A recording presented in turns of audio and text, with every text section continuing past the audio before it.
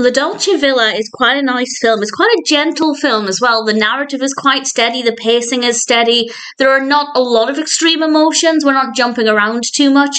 It's certainly a pleasant experience. This was released this year in 2025. It's directed by Mark Waters.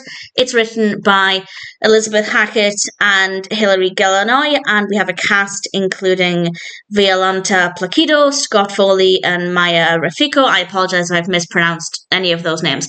And in fact, I'll read the description from IMDb because I think this sums it up pretty perfectly without spoiling anything. And this says, a successful businessman travels to Italy to stop his daughter from spending all her money to restore an old villa, but Italy has other romantic plans. So the father in question goes to Italy because he doesn't think his daughter is making the right financial decisions. But while there, he meets some of the locals and he begins to open his heart up to some people. And I'll say no more than that. And it's a pleasant story. It's a really nice narrative. There's nothing wrong with it. It is quite tame. So if you're looking for something that's quite intense, quite exciting, it's not going to really give you a thrill. But if you're looking for something that's very smooth, very sleek, very well executed, with no real major twists or turns. There are obviously obstacles that characters have to overcome along the way, but there's nothing too dramatic. It's a very pleasant experience. It's a very easy watch. It's really enjoyable. It's really sweet. If you're looking for that kind of film, then I think it might work really well. We have some gorgeous locations, gorgeous properties. It's filmed in Rome and Tuscany.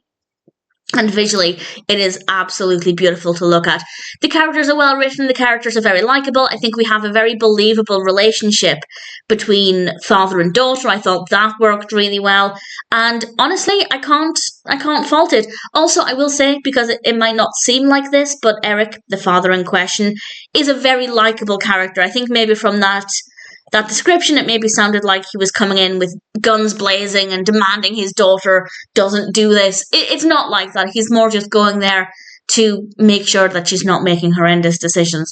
That's not to say he doesn't have character flaws or anything, but I realised that maybe he maybe sounded a bit unlikable with that description, but that's absolutely not the case. I thought it was a really good film. La Dolce Villa is a sweet experience. It's a pleasant watch, very easy to watch, very comforting. If that's the kind of film you're in the mood for, then I'm very happy to recommend La Dolce Villa.